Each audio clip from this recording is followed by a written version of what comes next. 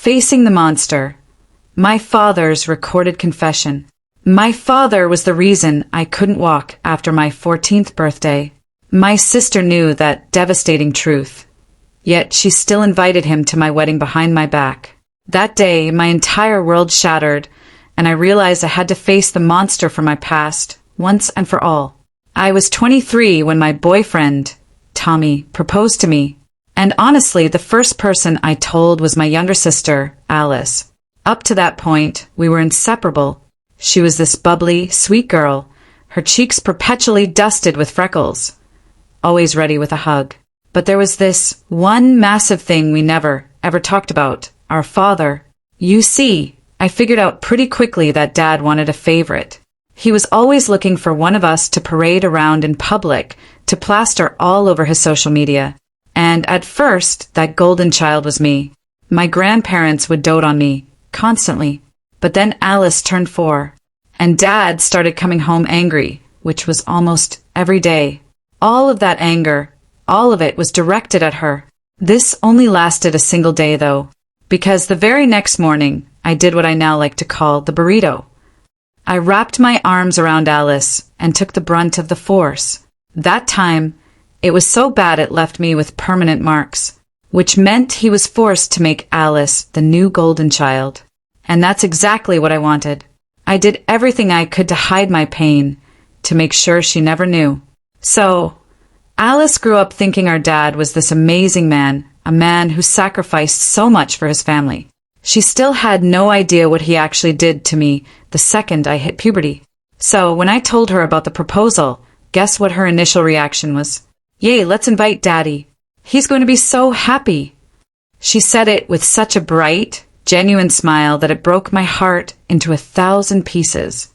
I just pretended I didn't hear her, switched topics quickly, because even if I wanted to invite him, which I absolutely didn't, I couldn't. There was no way Tommy, my fiancé, would be able to face him without laying hands on him. Alice and I started spending a lot more time together after that. Tommy had just gotten a promotion, so she was the only one who'd help me plan everything. Not just the fun stuff like dress shopping or picking the venue. Oh no, she helped me with every nitty-gritty detail, right down to the type of decorative flowers and the colors of the napkins. One day, after a particularly hefty week of wedding planning, we decided to have a girls' night in. We went all out. White wine, the unhealthiest food DoorDash could find, chocolate-covered strawberries, and the Disney movie Tangled. And I guess it's true, nothing good happens after 2 a.m., because that's when she brought up our dad again. I really wish you'd make more of an effort to spend time with him, Gertrude. He really loves you, you know. Her words sent goosebumps crawling up my arms. I even had to hold back a shiver. Can we please not talk about this right now? I pleaded. No. Her voice was stubborn. I knew she wouldn't let it go until I gave her at least some context as to why I absolutely despised him. Alice, I started, my voice barely a whisper. Do you remember my 14th birthday? Oh my gosh, yes. The way she lit up so easily always made me smile despite the pain. It was so fun. Do you remember when he told everyone to leave because he wanted to have a special daddy-daughter dance with me? She nodded enthusiastically. Yes. And you were so tired after that you couldn't walk properly. She stopped herself mid-sentence. I didn't say anything else. I never wanted her to know the full truth. I just wanted her to stop mentioning that man around me ever again.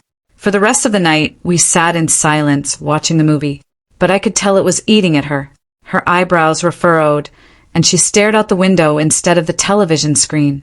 Honestly, it's not like I was watching either. I was too busy wondering if I'd let my mouth speak too much, if I was a bad sister. Over the next few days, Alice was nonstop, asking questions about our childhood. So, after discussing it with Tommy and thinking about it long and hard, I realized something. Alice was 21 now. I couldn't hide the truth from her forever. So, I told her I'd answer all her questions, but only until I got married. I needed to leave the past behind me. Turns out, she had completely forgotten the memory of me doing the burrito, probably as a trauma response. But once I reminded her, I think everything finally clicked. Because she asked if she could stay with me instead of our father. Every night I'd catch her under the covers, crying. And whenever I walked in, she would apologize. "I'm sorry for not knowing. I'm sorry for not thanking you sooner." I always tried to interrupt her, remind her that, through it all, I just wanted her to be happy. This always made her smile, which, in turn, made me smile too. Then came the day of my wedding. My dress was long and white, draped in lace. I remember actually feeling so pretty, so strong. And Alice was so proud to be the one to walk me down the aisle. But when I got to the end, my heart was ripped out of my chest. Because in the corner of my eye, I spotted my father, smirking. Alice, my Alice, ran over and lunged at him for a hug. "I knew you'd make it, Daddy," she cried. But began to rise in my throat. "Just give him a chance, Gertrude," she yelled, unashamedly, but I could see the conflict in her eyes. She was trying to convince herself as much as me. The reception continued, but the joy had been sucked out of the room. I kept glancing at the exit, half expecting my father to reappear. Tommy noticed and squeezed my hand. "He's gone, Gertrude. Try to enjoy the rest of our wedding," he whispered. I nodded, but the knot in my stomach wouldn't unravel. Alice stayed close to me for the remainder of the reception, her eyes red-rimmed and puffy. She barely touched her food, and when it came time for her maid of honor speech, she stumbled through it, her voice cracking. Later that night, after we'd said goodbye to our guests and retreated to our hotel suite, Tommy held me as I finally broke down. "I'm sorry," I sobbed into his chest. "I'm sorry he ruined our wedding." "Hey, nothing's ruined," Tommy said, stroking my hair. "We're married. That's all that matters." But I couldn't shake the feeling that my father's appearance was just the beginning of something worse. His parting words echoed in my mind. "This isn't over." The next morning, I woke to find Alice had texted me multiple times. "I'm so sorry about yesterday. Can we talk before you leave for your honeymoon? Please, Gertrude, I need to explain. I'm at your apartment. I'll wait until you get here." Tommy and I weren't leaving for our honeymoon until the following day, so we headed back to our apartment. Alice was sitting on the floor outside our door, hugging her knees to her chest, her copper hair falling in tangled waves around her face. "I've been so stupid," she said as soon as she saw me. Her eyes were swollen from crying, the freckles standing out starkly against her pale skin. I helped her up and led her inside. Tommy made coffee while Alice and I sat at the kitchen table. "He called me last month," she began, staring into her mug. "Said he'd heard about the wedding through a family friend. He sounded different, remorseful. He told me he'd been in therapy, that he'd realized how badly he treated you." I felt my jaw tighten. "And you believed him?"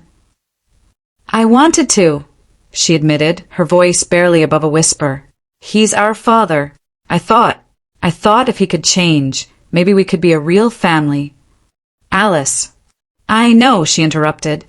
"I know now. But he was so convincing, Gertrude. He cried on the phone. He said his biggest regret was losing his relationship with you." Tommy snorted from the kitchen. "Manipulative bastard." Alice nodded miserably. "After you told me about what he did to you, I still couldn't fully accept it. I kept thinking maybe you were exaggerating, or maybe it was a misunderstanding." "A misunderstanding?" My voice came out sharper than I intended. "I'm sorry," she whispered, tears welling in her eyes again. It was easier to believe that than to face the truth. But yesterday, when he showed up, the look in his eyes when he saw you, she shuddered. "I saw it. What you've been trying to tell me all along." I reached across the table and took her hand. "It's not your fault. He's always been good at making people see what he wants them to see." "There's something else," Alice said, her voice dropping. "He knows where you live." My blood ran cold. "What?" "I didn't tell him, I swear. But when I called him about the wedding, he already knew your address. He said he'd been keeping tabs on you." Tommy cursed under his breath. "We need to change the locks today." "I don't think that's enough," Alice said, her eyes wide with fear. Last night, after he left the wedding, he called me. He was different, cold. He said things about you, Gertrude. Horrible things. He said you'd always been a liar, that you made up stories about him to get attention. That's ridiculous, Tommy said, his hand coming to rest protectively on my shoulder. Gertrude barely talks about him at all. I know, but then he said. Alice hesitated, looking at me with fresh fear in her eyes. He said he was going to set the record straight, that he wasn't going to let you poison everyone against him anymore. The knot in my stomach tightened. What exactly did he say he was going to do? He didn't say, but he sounded determined. Scary. Tommy was already on his phone looking up locksmiths. We'll get the locks changed right away, and I'm installing a security camera at the door. I nodded, but I knew these precautions wouldn't be enough to stop my father if he was truly determined. The locksmith came that afternoon. Tommy also installed a Ring doorbell camera and added extra deadbolts. Alice insisted on staying with us, sleeping on the couch despite our offer of the guest bedroom. That night, I barely slept. Every creak in the apartment building made me jolt awake, my heart hammering against my ribs. Tommy held me close, his steady breathing eventually lulling me into a fitful doze. The next morning, we were supposed to leave for our honeymoon, a week at a beach resort a few hours' drive away. I was torn about going. The thought of leaving our fortified apartment made my skin crawl with anxiety. Maybe we should postpone, I suggested as we packed. No way, Tommy said firmly. We're not letting him ruin this, too.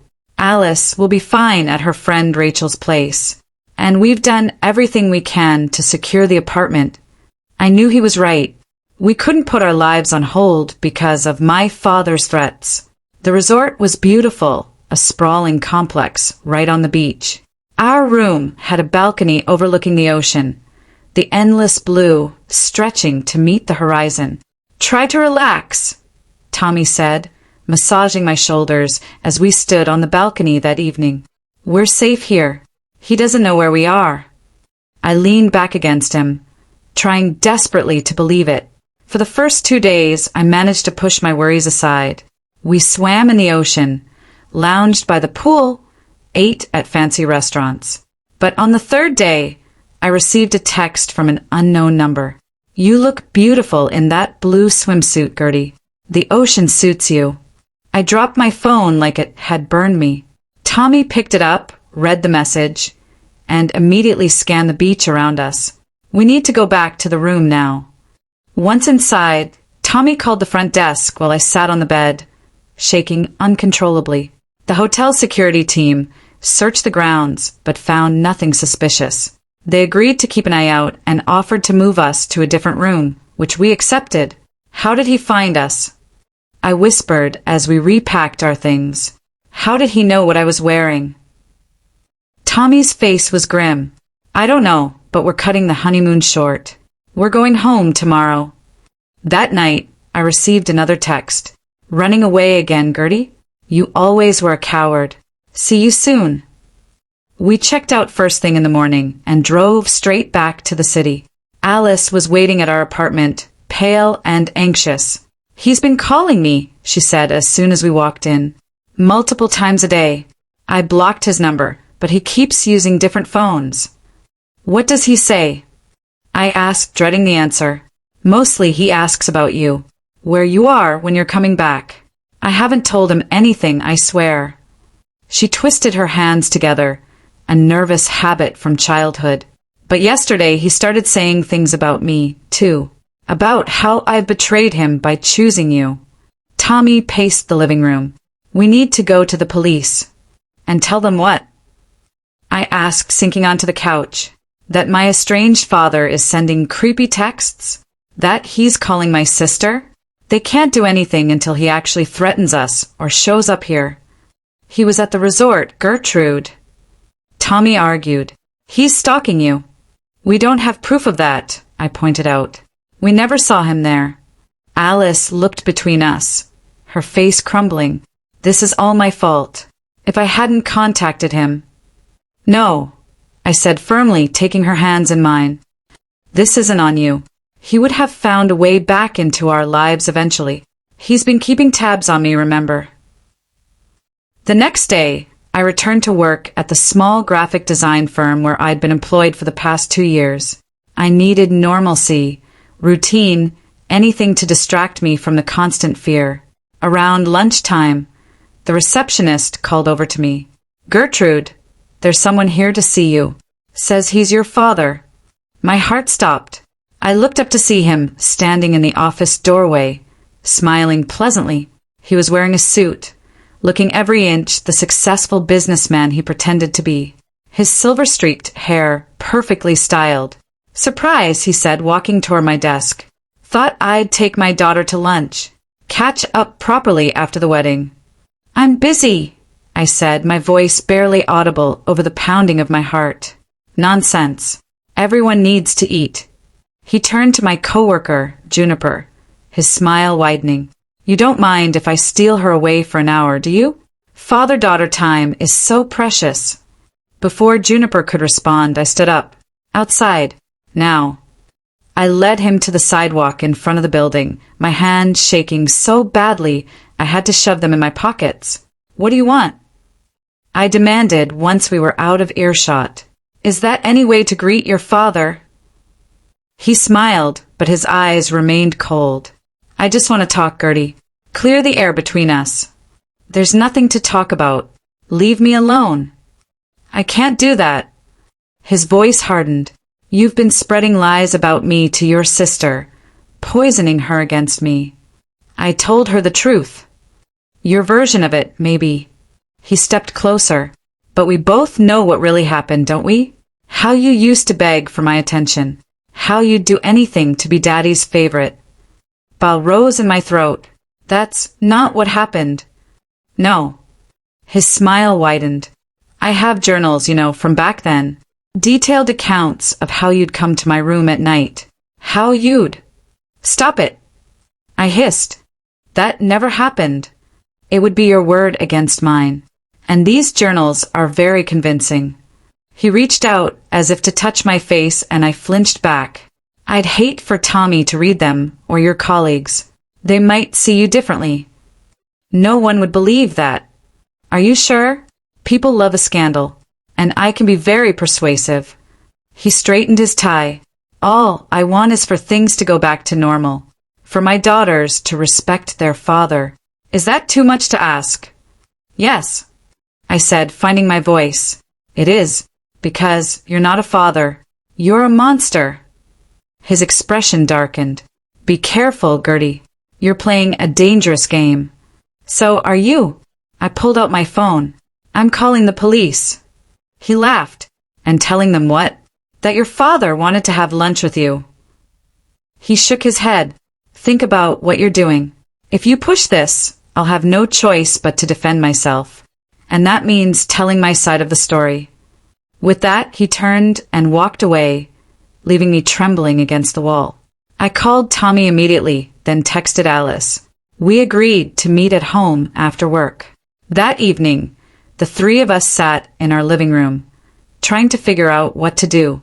The takeout dinner Tommy had brought home sat untouched. He's bluffing, Tommy insisted. These journals don't exist. But what if they do? Alice asked quietly. What if he's been planning this for years? I shook my head. Even if he has fake journals, who would he show them to? And why would anyone believe him over me? People believe what they want to believe, Alice said. He's charming, convincing. You saw how easily he won over people at the wedding. We need evidence, Tommy said. Something that proves what he really is. Like what? I asked. It's been years since I lived with him, and he was always careful not to leave marks where people could see them. Except once. The burrito incident. Those scars remained hidden under my clothes. Alice looked up suddenly, her eyes widening. The burrito? What? You said it left permanent marks. The time you protected me. I unconsciously touched my back through my shirt. The scars had faded over time, but they were still visible. Thin white lines crisscrossing my shoulder blades. Would that be enough? Tommy asked.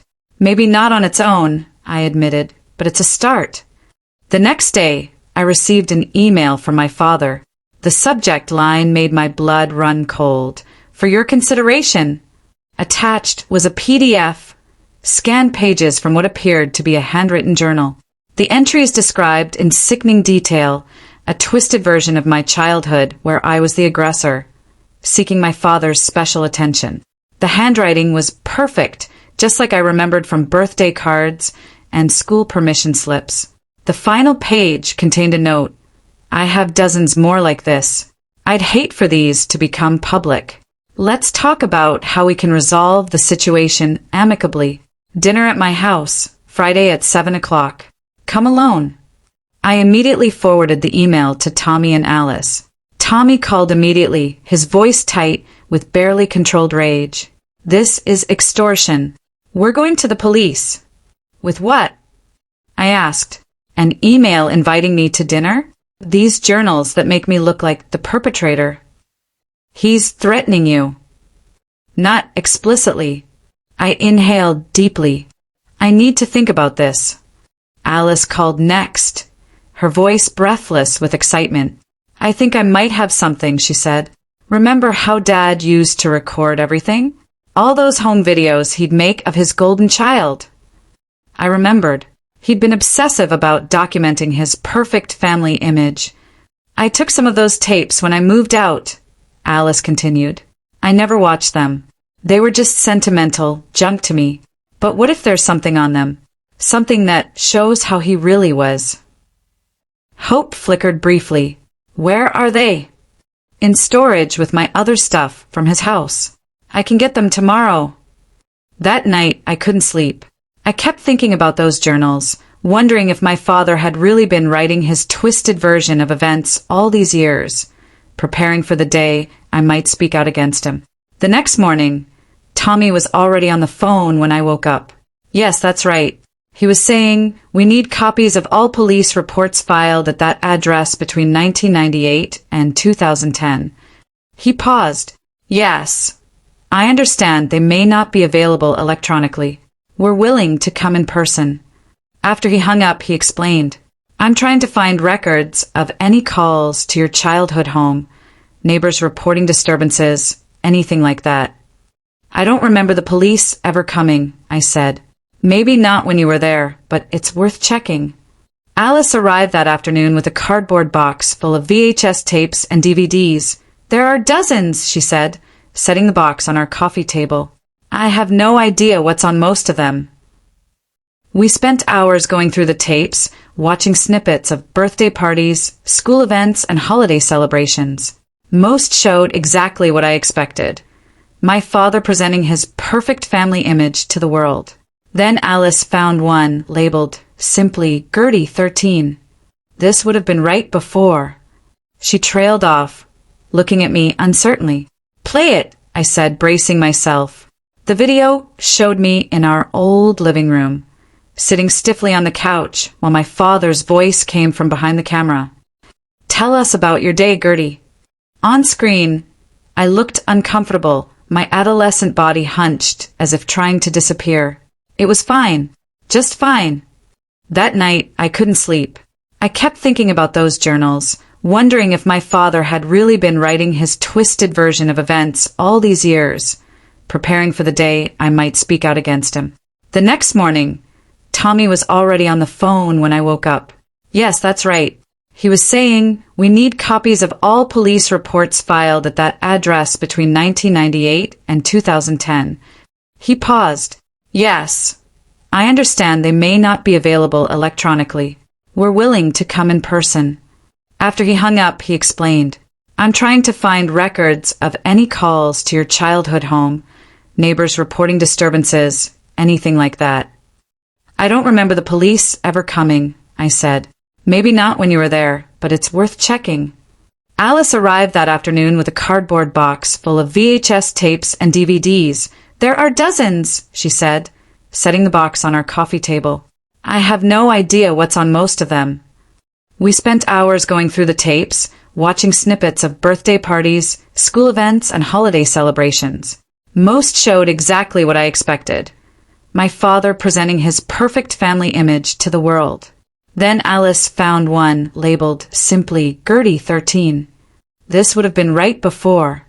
She trailed off, looking at me uncertainly. Play it, I said, bracing myself. The video showed me in our old living room, sitting stiffly on the couch while my father's voice came from behind the camera. Tell us about your day, Gertie. On screen, I looked uncomfortable, my adolescent body hunched as if trying to disappear. It was fine. Just fine. Nothing exciting happened to Daddy's special girl. I watched my younger self flinch at the phrase. No, Screen Me said quietly. Come on, Gertie. You know what happens when you're not cooperative. The camera zoomed in on my face. I could see the fear there now, plain as day. My eyes wide and wary like a trapped animal's. I got an A on my science project, I said finally. That's better. And who helped you with that project? You did. That's right. Daddy always helps his special girl, doesn't he? And what do you do for Daddy in return? On screen, tears welled in my eyes. I'm good. You're good? How? Say it properly. I'm good for you. Only you. The video cut off abruptly. The three of us sat in stunned silence. That's... Tommy couldn't finish. Grooming, Alice whispered, her hand covering her mouth. He was grooming you on camera. I felt numb, disconnected from my body, seeing it from the outside, hearing his voice, seeing my fear, made it all horrifyingly real. There might be more, Alice said, digging through the box with renewed purpose. We found 2 more videos that showed similar interactions. My father's voice becoming increasingly possessive, my responses growing more fearful and rehearsed. This is evidence, Tommy said. Real evidence. I nodded slowly, a plan forming in my mind. But is it enough? Before anyone could answer, my phone buzzed with a text from an unknown number. Looking forward to dinner tomorrow, Gertie. Don't forget, come alone or those journals go public. I showed the message to Tommy and Alice. You can't go. Tommy said immediately, I have to. I gestured to the TV. This might be evidence to us, but to everyone else? It's ambiguous. Creepy, yes, but not definitive. If he releases those journals, people will believe him. So, what's your plan? Alice asked. I'm going to get him to confess. On record. Tommy and Alice immediately protested. Absolutely not. Tommy said, It's too dangerous. Alice nodded vigorously. He could hurt you again. You can't be alone with him. I held up my hand. I won't actually be alone. That's the point. I picked up my phone. I'll record everything. Get him to admit what he did. And how exactly do you plan to do that? Tommy asked.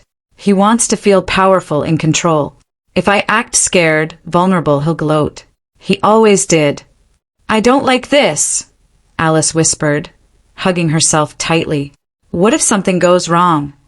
That's why you two will be nearby, I explained. Not inside, he'd notice, but close enough that if anything happens, you can be there in seconds. After hours of discussion, we finally had a strategy. I would go to dinner as requested. Tommy and Alice would wait in a car down the street, monitoring the audio feed from my phone. I would wear a second recording device, a small voice recorder tucked into my bra, as backup. That night, I barely slept. Every time I closed my eyes, I saw my father's face, heard his voice calling me his special girl. Friday evening arrived with cruel swiftness. I stood in front of the mirror, examining my reflection. I'd chosen my outfit carefully, a modest blouse and jeans. Nothing that could be misconstrued as provocative. My hair was pulled back in a simple ponytail, my face free of makeup. You don't have to do this, Tommy said from the doorway. I met his eyes in the mirror. Yes, I do. He crossed the room and wrapped his arms around me from behind. I'll be right outside. One text, and I'm coming in. Alice was waiting in the living room, her face pale with worry. I found something else, she said, holding up a small tape recorder. It's better quality than your phone, and it has longer battery life. I took it gratefully, testing it before slipping it into my pocket. Thank you. The drive to my father's house felt surreal. I hadn't been there in years, not since I'd moved out at 18. As we approached, I recognized the manicured lawn, the pristine exterior, always perfect on the outside, the rot hidden within. Remember, Tommy said as he parked down the street, we'll be listening the whole time. If anything feels wrong, use the code word. We'd agreed on childhood memories as my signal for them to intervene. I kissed him goodbye, then walked the short distance to my father's front door. Each step felt heavier than the last. Before I could knock, the door swung open. My father stood there, smiling, that familiar smile that never reached his eyes. Gertie right on time, always so punctual. I forced myself to meet his gaze. Let's get this over with. He chuckled, stepping aside to let me in. Still so direct. Some things never change. The house looked different. New furniture, different color scheme. But the layout was the same. I could still map every escape route, every hiding spot, just as I had as a child. Dinner's almost ready, he said, leading me to the dining room. I made your favorite pot roast, with those little potatoes you used to love. The table was set for two, complete with candles and wine glasses. It looked like a date, not a father-daughter dinner. My skin crawled at the implication. I'm not hungry, I said, the smell of the food making my stomach turn. Sit anyway. His voice hardened slightly. We need to talk. I sat, positioning myself so I could easily reach the door if needed. He disappeared into the kitchen, returning moments later with 2 plates of food. Wine, he offered, holding up a bottle of deep red liquid. I shook my head. I need to drive home. 1 glass won't hurt. He poured anyway, pushing the glass toward me. To family reconciliation. I left the glass untouched. Is that what this is?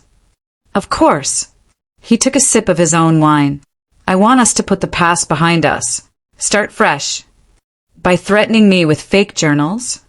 His smile didn't waver, but something cold flickered in his eyes. Those journals are very real, Gertie. I started writing them when you were 12, right around the time you started showing interest. I felt sick, but forced myself to stay calm, to remember the plan. That's not what happened. No. He set down his glass. Then what did happen from your perspective? This was at my opening. I took a deep breath. You know exactly what happened. You abused me, physically at first. Then, I couldn't finish the sentence. Such imagination, he sighed, cutting a piece of meat with surgical precision. You always were creative. Remember those stories you used to write? Always about princesses being rescued from towers. He leaned forward. But we both know you were never interested in being rescued, were you? You liked our special time together. I dug my nails into my palms under the table. I was a child. You were supposed to protect me. I did protect you. From the world. From boys who would have used you and discarded you. His voice was soft, reasonable. Everything I did was out of love. Love. I couldn't keep the disgust from my voice. You call what you did to me on my 14th birthday love.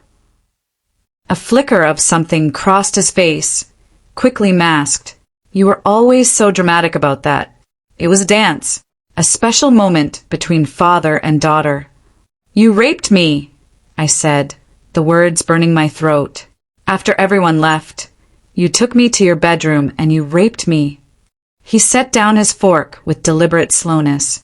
Be very careful about what you're saying, Gertie. False accusations have consequences. They're not false. We both know what happened. What I know, he said, his voice hardening, is that you were always seeking attention, always trying to be special. And when Alice started getting more attention than you became desperate.